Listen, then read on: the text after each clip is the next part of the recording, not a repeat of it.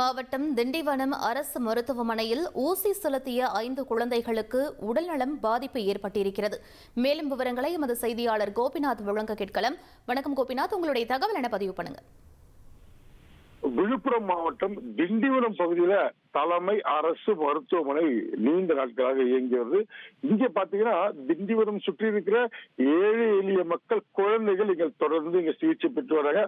இந்நிலையில திண்டிவனம் அருகே இருக்கக்கூடிய கிடங்கள் 2, மேல்பாடக்குப்பம், பாஞ்சாலம், ரோஷனை, வெள்ளிமேடுப்பேட்டை ஆகிய பகுதிகளில் இருந்து குழந்தைகள், பச்சிளம் குழந்தைகள் இங்க அனுமதிக்கப்பட்டு தொடர்ந்து சிகிச்சையில் இருந்தாங்க. இவங்களுக்கு பாத்தீங்கன்னா நேற்று இரவு மருத்துவரின் அறிவுரைப்படி செவிலியர்கள் 5 பேருக்கும் 5 குழந்தைகளுக்கும் ஊசி போட்டிருக்காங்க நரம்புல. இந்த தகவல் அங்குள்ள பெற்றோர்கள் தெரிவிச்சிருக்காங்க. சிறிது நேரத்துல இந்த குழந்தைகளுக்கு உடல்நலம் பாதிக்கப்பட்டு இந்த குழந்தைகள் அத்தனை பேருக்குமே பாத்தீங்கன்னா வலிப்பு ஏற்பட்டிருக்கு. அதிர்ச்சி அடைந்த பெற்றோர்கள் இருக்கிற மருத்துவர்கள் சொல்றாங்க, உடனடியா அந்த திண்டிவனம் அரசு மருத்துவ போதிய மருத்துவர்களிடம் தகவல் தெரியுது.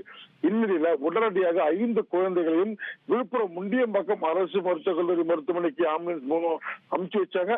விடிய இந்த நேரம் வரை 5 குழந்தைகளுக்கும் சிகிச்சை அளிக்கப்பட்டிருக்கு. இந்த சிகிச்சையில பாத்தீங்கன்னா ஊசி போட்டல என்ன மாதிரி உடல்நலம் பாதிக்கப்பட்டிருக்கு, ஏன் வாந்தி மயக்கம் ஏற்பட்டது, எதுக்காக இந்த குழந்தைங்களுக்கு இந்த வலிப்பு ஏற்பட்டது என்பதையும் அதிக மருத்துவர்கள் குழுவினர் அங்க தீவிர சிகிச்சை அளித்து தற்போது 5 குழந்தைகளும் நலமுடன் இருப்பதாக தற்போது மருத்துவமனை விழுப்புரம் முண்டியம்பாக்கம் மருத்துவமனை தகவல் தெரிவிச்சிருக்காங்க.